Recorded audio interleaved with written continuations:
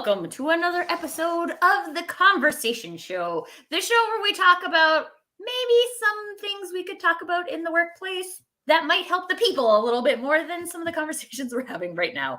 I don't know. You know what I've realized about myself and just my own personal brand? I get excited in conversations. And in this show, I'm always like, I'm so excited about this topic today, but I'm legitimately excited by the concept of bringing these type of people-focused conversations into our work environments, because there's a lot of things that we do in a corporate environment that are about checking boxes. And here at the show, we are not about checking boxes. We're about having conversations that matter. And some of those conversations, dare I say it, are controversial. And this is what Paul and I are going to be chatting about today, is what if we talked about those controversial things at work? And I'm really excited about this because I think there's this whole array of things that we've created are controversial, right? So even like, we don't talk about people's salaries at work. That's controversial. And then we're probably going to talk a lot about diversity and inclusion and belonging and all of those things today, because also controversial. But what are we denying ourselves by not being brave enough to have some of those conversations? So for those of you who are new to the show, or for those of you who are not new to the show, this is a conversation for all of us. So we encourage you to get in the chat with your thoughts, your insights, your perceptions, your questions, because that allows us all to have a more fruitful conversation. So we want to hear your voice as well. Make sure you get in the comments. We want to know who is here with us today, so that we can bring some more controversial things to light at work instead of pretending they don't exist, because let's be honest, they exist. So when we're afraid to talk about them, it doesn't mean they don't exist. It just means we don't get any better at doing anything. So before we get too into this, Paul, can you give us a little introduction to who you are and why this topic is so meaningful to you? Sure. So my name is Paul Ladipo, and I'm a DEI content creator and consultant. And so, I call myself the uncomfortable man, but then a colleague was like, wait a minute. How about say you're Paul and they say uncomfortable things? Don't label yourself. So I won't label myself. I'm Paul, and I talk about things that are uncomfortable. And so I remember years ago, a student of mine was like, Paul is like, he makes the uncomfortable comfortable, and that review, because that was in the campus newspaper, it stuck with me. So I'm like, well, okay, I'll call myself the uncomfortable man. I'll own it, And so whether it's racism, sexism, homophobia, salary, whatever it is, like, uncomfortable conversations are necessary to break barriers and to bring equity and inclusion. And so, like, you know what, it may be uncomfortable. People may call it inappropriate. I'm like, whatever. If it means smashing barriers and bringing equity and improving people's lives, let's rip off that Band-Aid. Rip off that Band-Aid and move forward. And so, yeah, that's who I am. That's what I do. I love it so much. And when we first met, you told me about this, being the uncomfortable man. And you know me, I love a good personal brand. So I'm all about owning it. And it's just really interesting because I think for a long time we've been taught that being uncomfortable is bad. So Paul, can you talk a little bit about like that perception and what needs to be broken down about that perception before we can even pretend to have a conversation? On LinkedIn, I follow a lot of people, and so a lot of people talk about an American standard being a right to comfort, and it is, and so people, they see comfort being in big salaries or big houses or safe neighborhoods or just cushy surroundings, and the American dream is pursuing comfort, and so comfort not only in the physical sense but also the emotional sense. And so and people don't want to talk about things that make them uncomfortable, even though it might help them out in the long run. But certainly if they help somebody else out, they're like, well, I don't want to hear this because I don't want to deal with the reality of it. And a couple of years ago, I was listening to a talk by a colleague, and the topic was called the Just World Hypothesis. Have you heard of that? The Just World Hypothesis. So basically, when people talk about homelessness, sexual harassment, racism, people will shut off because they don't want to accept that that's reality in our world, and so they find a way to like block it off or not believe survivors or victims, or like when people tell the story, like, oh, this doesn't happen. It happened because of XYZ, not because of racism, not because of sexism, not because they're poor. It's a way of people making peace with their inner world by blocking it out. And that's what the just world hypothesis is. And when I saw that presentation, it blew my mind. I was like, wow, I never. It's a way of playing mental gymnastics, so they don't have to deal with the reality that the world is unfair. It's unjust. I'm not saying everybody sucks and people sucks, but it's often unfair. So yeah, and I think there's a lot of blame that's associated with that, yeah, right? And there we we go. have we're afraid of being blamed. Mm-hmm. And I think one of the things that's most interesting when I look at this from a why we avoid these conversations in the work environment is because there's so many corporate cultures that are based on blame that people, it kind of is just harbored beneath the surface as well, right? Like no one's going to come out and be like, we have a culture of blame, right? Like, but you kind of do, right? Because every time someone makes a mistake, someone gets blamed, right? And if we don't have someone to blame, then the first thing we do is we look for someone to blame, right? Like that's a culture of blame. And it is what it is. But also, if we don't call it what it is, then we can't do anything about it, right? It's really interesting because, like, I've had even people that predominantly on Facebook, Yeah. but like people who, when I use the language like white supremacy, are Oh, like, that's exactly the language that makes this creates the problem, and I'm like, pretty sure this problem has existed for some time, and by calling it what it is, we need to accept that this like there's a thing that we exists. did this, right? Yeah. Like I didn't do it, but like we Right. did this. Okay. So like, can we talk about it now? Because if we pretend it doesn't exist, it doesn't help. Like who does it help? It only keeps the people, a certain group of people safe. And it's really interesting for me because I love what you said about being uncomfortable and this idea of being uncomfortable for other people. But something I'm just going to take this personally for a minute and take it out of a work environment. But for me, every time I've been able to be uncomfortable and just like sit in the uncomfortableness, I have learned something. I have learned something that benefits me. At the end of the day, it's good for me. Yeah. And so I think there's this like breakdown of like, okay, so we have the right to be comfortable. That's great. And every time we get uncomfortable, it's good for me. Instead of when I get uncomfortable, it's bad for me. So I think that's just something that came from me because my experience is that when I get uncomfortable, is it uncomfortable? Yeah, super uncomfortable, right? I read a post a little while back about how the group that benefits the most from like racism against Black women is white women. And my immediate response is like, oh, no, that can't be true. And then I was like, damn it, sure is true. Right? Because who else would it be? And these are the types of things that I'm just like, there's a benefit. There's a good benefit to me of sitting in that discomfort and realizing like, well, crap, that's just true. Right. Yeah. And if I ignore that it's true, I don't benefit either. And nobody benefits. So I would love to know too, Paul, when you work with people in these corporate scenarios, try and get people comfortable with being uncomfortable, what are some of the things you come up against in terms of that like resistance to being I try to read the room as best I can, so I think it could be just straight silent, like a shutdown. It could be like hostility. You can read people's facial expression as a hostility, and sometimes it's people. So there's the classic fight or flight, but there's fight, flight, freeze, and appease. So there's 4 responses, and so it's like just seeing their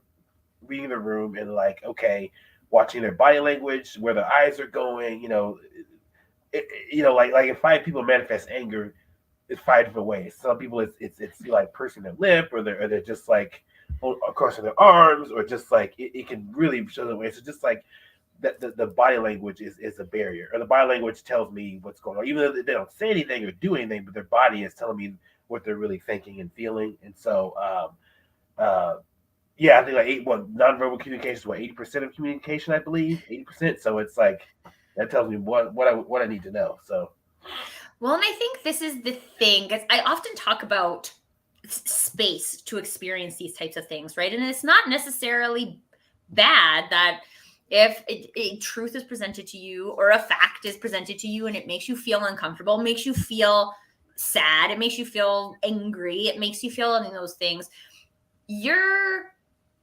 response to that is based on your programming as a human, right? Your experience to date. We can't actually have any response outside of what is available to us. And the power is in the space after that, right? To be able to explore without any kind of I don't want to say without responsibility, but I think there's a lot of it that's like we do these things because we don't know, right? Like it's subconscious, it's unconscious, right? Mhm. And when we start to bring these things up and we feel anger or we feel like defensive or any of those things, it's really about like, okay, let's explore that. What's Yeah. making you feel angry about Yes. this? Yes. Yes. And so one of my biggest values is emotional intelligence. And so, like being able to one understand what you're feeling and why you're feeling what you're feeling. What can you do to navigate out of those negative feelings? Because racism, sexism, homophobia, like they bring up all sorts of defenses. Being anger, sadness.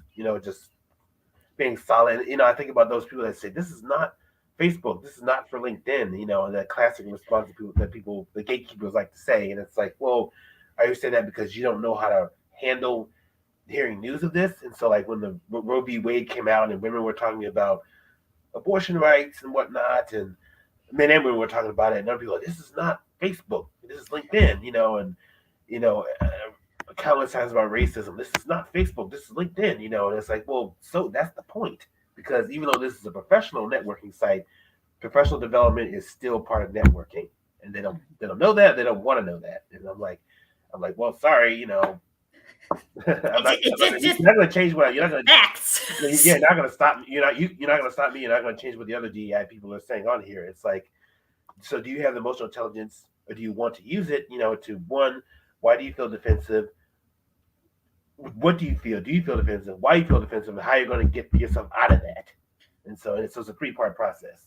So Well, and I think too, there's like, I think historically it's kind of been just status quo to not explore how to get out of that, right? yeah, Like, this is my experience. This is what I believe. It is what it is, right? yeah, And it's, I don't know. The only thing I can think of to say is ugh. yeah, Ugh. Like that doesn't make sense because we can't, like, our whole lives we learn things, or at least most people try to learn things. I don't know. I really like to learn things, and the people I hang out with, I see, like, I know you, Paul, and everybody in the chat I can see so far are those types of people. And so, like, I've learned things. I could be a different person tomorrow because of something that I could be a different person 20 minutes from now after something we talk about in this conversation. That's because I give myself permission. I really like what Jason is saying over here about, like, every opportunity for conversation on ideals is a chance to learn perspective, right? Like, I mm-hmm. get to learn something about you. I get to learn something about your experience and how, I mean, again, to me, every time I do that, it benefits me somehow, right? So it's not that I'm doing this in a selfish way, but that there is an upside to being uncomfortable because that's how we learn. I always think it's funny. I use this example all the time. I feel like, I'm sure if you watch this show, you've heard me use it before. But when we're kids and we learn to ride a bike, we fall over. A lot of us scrape our knees or scrape our elbows, right? And hopefully everybody's wearing a helmet, so your head is fine. But like, Ideally. yeah. But we fall down, we get it wrong, right? And then we get up and we try it again, and we don't even think twice because we don't put this level of expectation on ourselves to know it already, right? Like, everybody knows you have to learn how to ride a bike. So you get this like runway to learn how to ride a bike, right? But as adults, we don't give ourselves runway to learn things. It's like we graduate from school and we're like, we learned everything that we're going to learn. And now I use the thing I learned, but we're always learning. There's always opportunities to learn. And although I would say that our opportunities decrease significantly when we don't allow ourselves to learn from being uncomfortable. Yeah. Do you think we can even learn in the comfort zone, Paul? I don't know. I mean, maybe it's possible. I would say it's hard. Yeah. Yeah, or it's hard or it's limited. And I guess I'll maybe that. So like I'll give a perfect example of how being comfortable has helped me. So years ago when I worked for a domestic violence center, uh, well, actually when I volunteered, I went through this 40-hour training where people where they discussed the reality of sexual assault, domestic violence, and I was like one of two men in the room. And so what I felt comfortable one because I was one of two men, but also the reality of domestic and sexual violence and sexism. I'm like, okay, I'm in a room full of women. They're talking about sexism, domestic violence, sexual assault. Man, are they gonna beat me up or what? And so like but I had to get over that. That was my own defensiveness. And once I was uncomfortable, but I learned so much about domestic violence and sexism and sexual assault and how they intertwine, how they're intertwined. I'm like, wow, this is good. Like this was an awkward week, but it's really like once I got over myself and got over like, man, I'm uncomfortable and actually learned about experiences of people that are not me, you know, it's like, oh, this is good. This is good for me to know, And so there's so many myths around sexism and sexual assault and DV because people don't really want to take the time to learn about those things or listen to people when they talk about it. And so yeah, like I was really uncomfortable, but I learned so much for while being uncomfortable. So Yeah. Well, I even think about like, I don't know why I'm thinking of this scenario in particular, but like when I was in the 8th grade, I went to space camp, right? I learned a whole bunch of science and engineering things that I didn't know before. And it was awkward being in a place where you don't know, right? right. But in order for you to learn, you have to put yourself into spaces where you don't know, because otherwise you're always just going to be in a space of things you know. Mm-hmm. And it's funny because I talk to a lot of people about the concept of expertise, right? And people were like, oh, I can't call myself an expert in whatever. And I was like, expertise really just comes from someone being so interested in a topic that they don't let themselves stop learning because it's uncomfortable, right? Like the whole industry of DEI wouldn't even exist if people were willing to be uncomfortable, because we think we're uncomfortable. Like, you got to use your voice. And Yeah. it's historically a voice that no one listens to. And you got to do that. You think that's not uncomfortable? Right? Like, I don't know. I'm a big believer in the value of being uncomfortable. And I think I even said this yesterday, or I said this earlier on a week on a live sometime this week, about how there's no growth in the comfort zone and there's no comfort in the growth zone.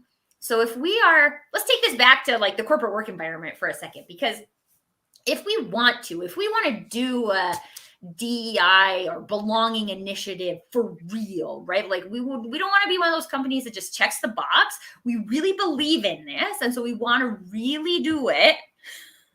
Then that's the growth zone. Mm-hmm. It's not the comfort zone. Mm. So, Paul, because you're the king of making the uncomfortable comfortable, what are some of the things that you've seen work in that transition of moving people from uncomfortable over into comfortable? I think so. What has worked is just like acknowledging that different emotional responses exist. So one thing I would do, I'd be like, okay, I know this is so acknowledging the pink elephant. I'm like, okay, you know what, this is uncomfortable, and there's a lot of emotional responses. You may feel angry, sad, you may feel joy that we're talking about this. I don't know what your emotion was, but like, whereas whatever your emotions are, they're valid. And so I may not agree or understand your emotions, but I validate people's emotions, because if you don't do that, they're not going to go. Not going to go anywhere, because they're not going to feel heard or respected or understood, whatever, empathized with, whatever. And so like usually when I say to people, okay, whatever you're feeling, that's fine. I can respect that. And then what I do is I ask them, why does this make you feel uncomfortable? So when I acknowledge the fact that this is uncomfortable, then I ask them, oh, why does this feel uncomfortable? Then I answer the question that I've asked, because I don't want to ask somebody something that I don't want to answer myself, because that's just gonna mess with that. So I said, okay, what about this makes you feel uncomfortable? Then I tell them why I feel uncomfortable. Even though I'm a DEI person, I feel uncomfortable being in front of an audience of 10, 15, 30, 100 people, because I don't know how people will perceive me. I don't know if I can't control the crowd. I don't know how somebody might respond. Or I mean, it could be biases within myself. Like if I'm talking to somebody that's um, grew up in a rural town, am I going to assume that they're racist or ignorant? And so like I don't know if they're going to be hostile. All sorts of all sorts of things, and so and I'm like, okay, I get uncomfortable too, and so but here's my way out of it, here's why, and then why do you feel uncomfortable? And that usually works really well, and then people can get pretty candid once I kind of open that door for them. So yeah, I really love this. I use the concept of permission a lot, right? Like permission granted. You have permission here to be uncomfortable, right? And to be uncomfortable isn't a failure. To be uncomfortable isn't bad. It doesn't make you a bad person to get angry when you hear a thing, right? Like it's funny because I have a 4-year-old. And we've been having this conversation because now he's in the stage where he just gets mad at the rules that we set that he thinks are dumb, aka you can't have chocolate for breakfast, right? Sorry, you don't like that? Too bad. and he gets mad. But one of the things that I tell him is that we had this conversation this morning because he negotiated to watch one TV show. So we watched it and then I turned the TV show off and he's like, that's not what I meant. And I'm like, well, that's what you negotiated. And sometimes I'm like, he's only 4. But at the same time, he started throwing his toys and all the things. And I asked him, like, did that make you feel better or does that make you feel more angry? And he was like, it makes me feel more angry. And I was like, do you want to keep feeling angry? And he was like, ugh, no. And so I was like, okay, it's not bad that you're angry. It's just that if this is keeping you angry and you don't want to be angry, then we need to try something different, right? This response isn't helping. So let's try something else. And then he came and sat on my lap and it was very cute. But we don't give ourselves that space as adults. Just be like, you know what? I'm angry. I've experienced this with my sister too, because she gets really angry about the fact that like systemic racism exists and all of these things. And I'm like, it's okay. It's okay to be angry because would we have created that? No, but now we're dealing with it, right? And we can't really, what can we do from a state of anger, right? Can we be effective from a state of anger? Like, creating opportunities for conversation and things like that? Or are we more effective coming from a state of being energized or being excited, right? Like, and so it's just really interesting because we can get, as adults, really stuck in that emotion because we don't give ourselves space to feel the emotion. Right. So I think I like what you said, like it's okay to be angry. And also I said it because there's different types of anger, so there's oh, hi Lucic, so there's righteous anger, there's like prideful anger, and then there's like constructive, like activist anger. So let's say that, I don't know, I see you passing me by in the mall or a store and like you don't say hi or and I get really angry and I'm just stewing about that. Like, is that like a ego anger, like you just didn't see me or didn't say hi or whatever, like, is that an ego thing or is it like, or something else? Or like versus, I remember at one university we did like the tunnel of oppression, and so I know there were white people that participated in that, and at the end, like a couple were like angry. In fact, one of my students, she was pissed, but it was a good kind. It wasn't like, oh, am I bad for being white? It was more of like, why is this the thing? And I saw that, I'm like, okay, I want to capture that because that is like a righteous anger. That is like, you know what, this should not exist. You can be angry, but are you going to use that to mobilize yourself or other people to fight for the good, or are you going to use that anger to hate yourself, or are you going to use that anger to belittle racists? Like you're going to poke fun of them and put them down. There's a way to handle that. The emotion is good, but how do you process that? What do you do with that?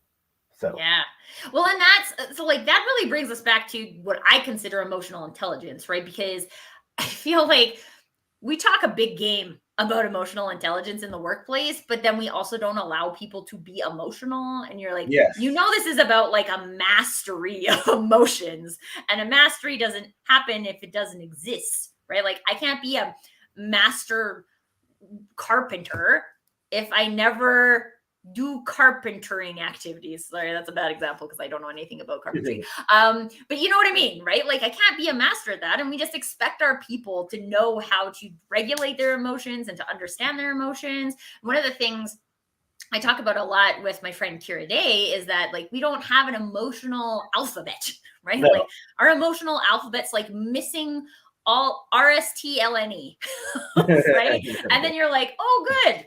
How effective am I at making words in my emotional alphabet? I'm not, right? And so until I learn how to do that, I don't even have the opportunity to be emotionally intelligent because I don't have any inputs that allow me to build that skill.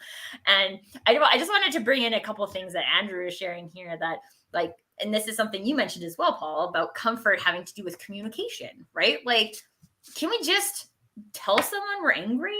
Or is there like, again, there's so much this like shame culture on anger, right? Like it's anger is a valid emotion, right? Sadness is a valid emotion. Happiness is a valid emotion. But we just want to say, like, let's all be happy all the time. It's not a thing, right? So I think like let's basically think of instances where somebody, particularly Black women or racially marginalized women, will experience racism and/or sexism, and and like if they handle themselves well and they show calm and reserve, they're like applauded for handling themselves well.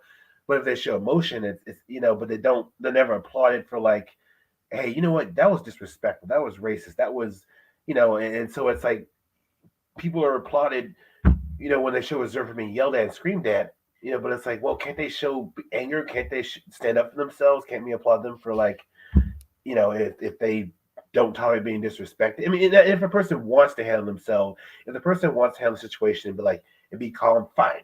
That's they want it, but we should not put the pressure on marginalized people to be always that calm and that reserved when they're being disrespected to their face like that, and so we gotta give people options. If you do you want to be calm, do you not want to be calm? Either way, fine, because you were disrespected, in a horrible way. So, one example was when a real life example is when a coworker of mine, um, when I was working at a store, she got called the N word by a customer, and she did not hold herself like calm. She was like, "Let's go," and we had to restrain her, and it got boy, but like I was like, thank you, like she was justified. It never got physical, but I'm like, if it got that way, I'm like, well, she shouldn't have called it the N word in public like that, or N word period, but I know in the corporate setting, had she reacted like that, she could have lost her job or she could have been reprimanded. And even though the customer was totally at fault, or somebody else is at fault, it's just that's the reality of. It's one thing to be in a store, but it's one thing to be in corporate settings or white collar settings. It's just that expectation just to be like so stoic and not show emotion. It's like, well, if that would have happened in corporate, what would have happened to my colleague? Would she have lost her job for that? And so going back to that right to comfort and not being able to process somebody being that upset over something that you don't understand. So. Well, and I think maybe then we're getting into this conversation too about like who's right to comfort. Yeah. Right? Because we can't pretend that was comfortable for the person who got called that, right? So like whose comfort is more important in this conversation, right? And in the workplace, a lot of times it would be the client who's like comfort prevails, right? But this is the thing that's interesting for me because I have a background in customer experience, and the whole thing about the customer is always right. I hate that. It's just wrong, right? It's wrong. There's no way that these guys are always right. Most of the time, they don't even know what they need, right? And don't know how to use their credit cards. It's just like, how much do I believe in a thing? Right? Because like if I believe that my employees deserve the right to work in a safe environment, then in that scenario, I would defend the employee, right? That's inappropriate. That's not what we believe here as a brand. Can you please leave the store? Yeah. And we asked her to leave the store. We asked her to leave the store. So multiple times. And so. Yeah. And these are the things, right? Like maybe we're not questioning enough our actions, right? Because in these scenarios, and it's not about like pitting two people against each other all the time, but we all have different levels of comfort with different levels of conversations, right? And if we're not willing to go into the uncomfortable zones, we don't grow. But it also shows us, where are we making trades that we're not consciously making, right? Like, where are the things that I say this, right? Or these are our corporate values and they're written on the wall and I've memorized them, but the way that I show up every day isn't in alignment with those things. And again, I think there's just like, every time I say something like that, there's just so much attachment to like the way I have been, right? And this is like very common in the corporate workspace. My background is specifically in marketing, and there is a huge attachment to the way things have been, right? Like, we do TV ads and we do flyers and we do, when I started working in the industry, we still did newspaper ads. Oh, wow. Like, this is how we did it. And for years past, when it was productive, we would still do it because it's the thing we've always done, right? And it's easy to do the thing we've always done because it's not uncomfortable. It's easy, right? Like, let's keep doing it. But now we're getting into these types of conversations where we're learning what we were doing is having a negative impact on huge segments of society, right? And to just keep doing what we're doing, it's really just like us choosing to be ignorant at this point, because it's easier, it's more comfortable for me to just pretend. Like, I wrote this down, this just world hypothesis, because I want to look more into that. But that's the thing, right? Like, it's not a thing. We've built it not that way. So pretending would we do that if we were building a bridge? We were like, here's the plans, and we didn't build it to plan, but we're just going to assume it's fine. Like, no, you wouldn't do that if you're building a structure. So why would you do it if you're building a company? Yeah, I mean, who knows what goes on in people's heads? I mean, I know we're all human, we all have our struggles, but sometimes it's just plain selfishness, or just not wanting to. Yeah, it's selfishness, because it's like they don't want to deal with the reality of the situation, because their discomfort, their comfort is greater than other people's lives, which is why a lot of anti-racist and DI people talk about, Black lives are greater than white feelings, and people that aren't familiar with DI get offended. In fact, they call that racist, but it's really that Black lives over white feelings has nothing to do with superiority, racial superiority. It's more of like, okay, if you don't want to talk about racism, this racism is killing Black people, and you don't want to talk about it because it makes you feel uncomfortable. Well, you're putting your feelings over other people's lives, and people get unnerved by that. But that's the ugly truth. And so, I don't know what else to say. I mean, it's just like, it is hard, right? Because even from the time we go through this educational system, right? Like, we get told that if we get the answer wrong, then we're bad, right? That's bad. You fail. Yeah, right? yeah. And like, quite honestly, the world doesn't work that way. No. Right? We actually can't win, aka can't succeed, if we don't go through a process that includes failure, right? And so these are the types of things where like let's not pretend, because we're here to have real conversations, right? Even when you say like Black lives matter more than white feelings, I get mad, because I'm like, the fact that we even have to say that is annoying, right? It is. And then the fact that white people get offended by that is just, I don't think my feelings are worth anybody's life, okay?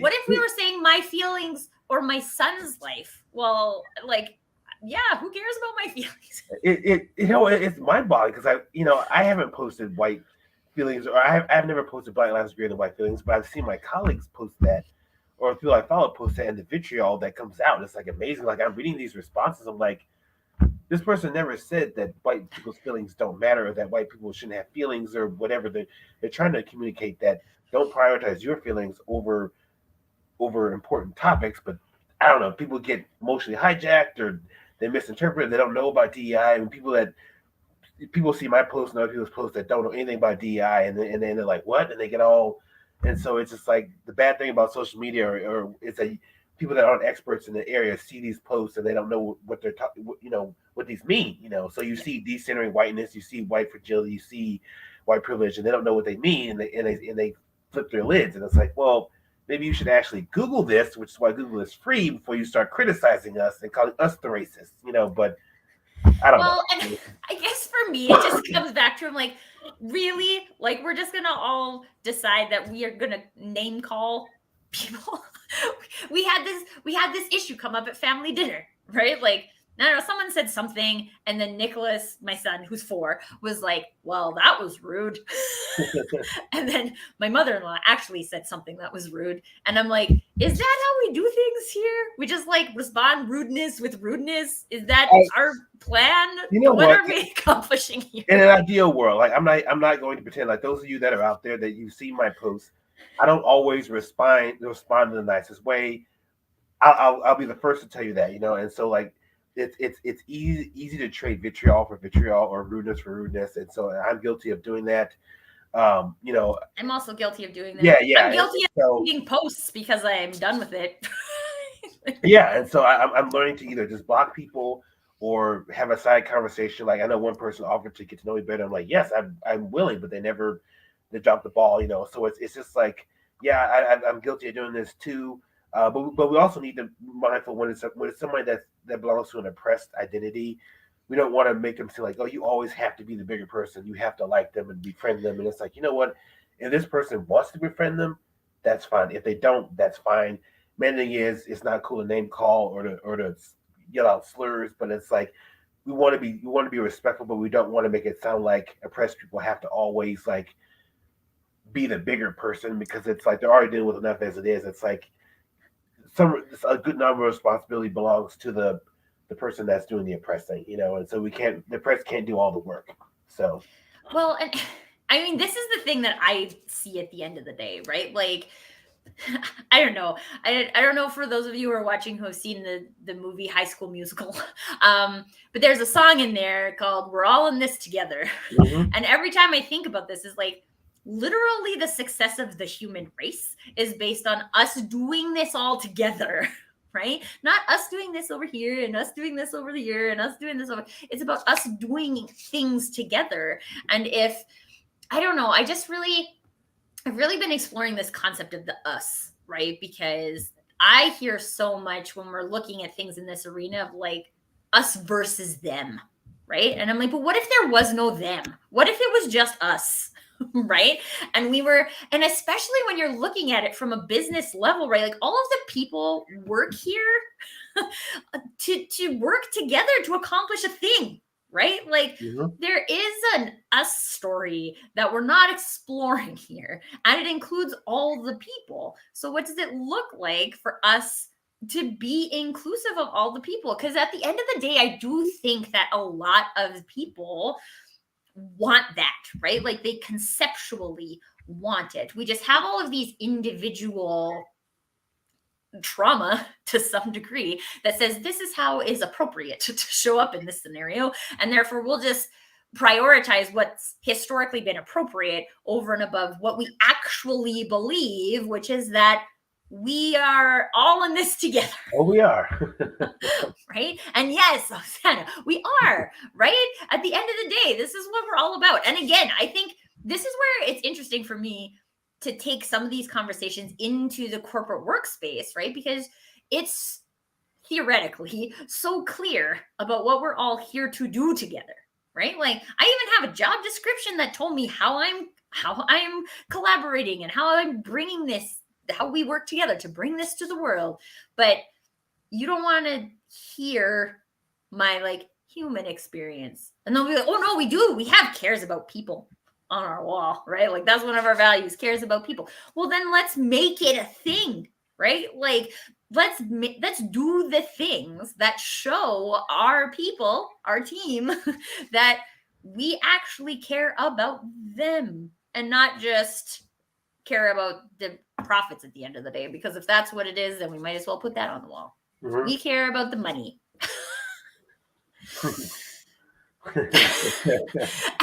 I don't know. I've been having a lot of fun with this because I don't know. I get cheekier as it gets closer to the end of the year, right? But if people, I like using cares about people because I see it like very commonly in values, right? And then we'll have like a DEI checklist, and that's how we care about people. But everybody who we hire from certain groups leaves the company within 90 days, right? And you're like, yeah, good thing we have that checklist because it's clearly accomplishing what we wanted it to do.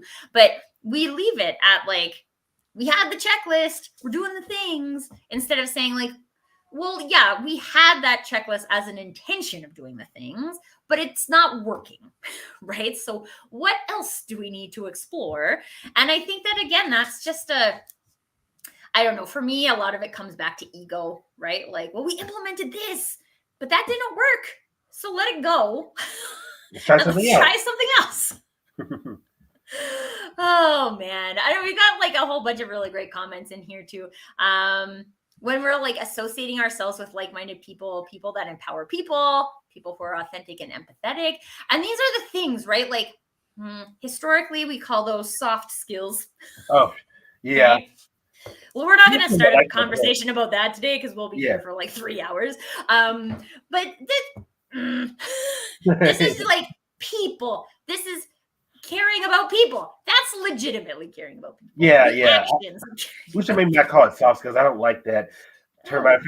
I've run into people that have also felt the same way. So I don't know call it skills or people skills. I don't know, but maybe not soft skills because you don't Right, want to like people skills and technical skills. That's more relevant. But yeah, Osana's saying we fail if we don't come together. And then we just feel like, okay, yeah, we have this checklist of things that helps us come together.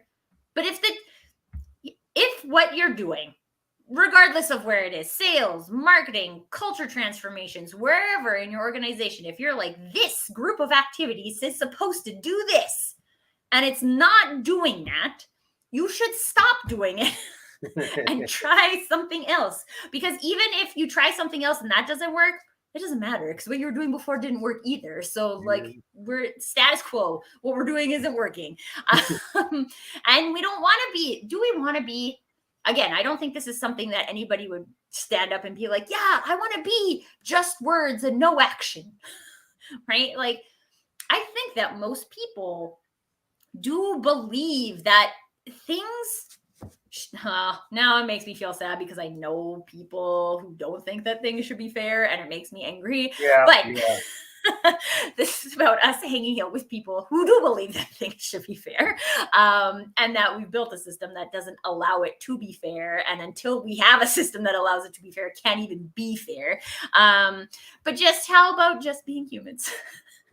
That's my favorite one so far, Asana. How about just being humans? And we are, right? Like, we give, oh my gosh, I read this book once, and then we're going to start to wrap up here because literally we could talk about this all day.